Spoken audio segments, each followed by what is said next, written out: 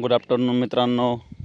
बघा, मका लागवडसाठी योग्य आणि जास्त उत्पादन देण्यासाठी सोपी पद्धत म्हणजे पट्टा पद्धत.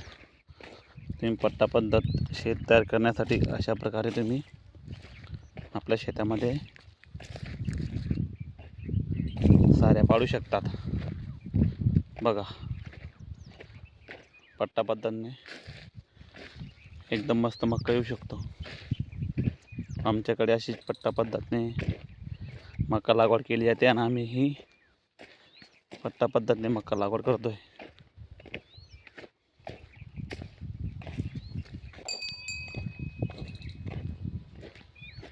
हे आपले बैल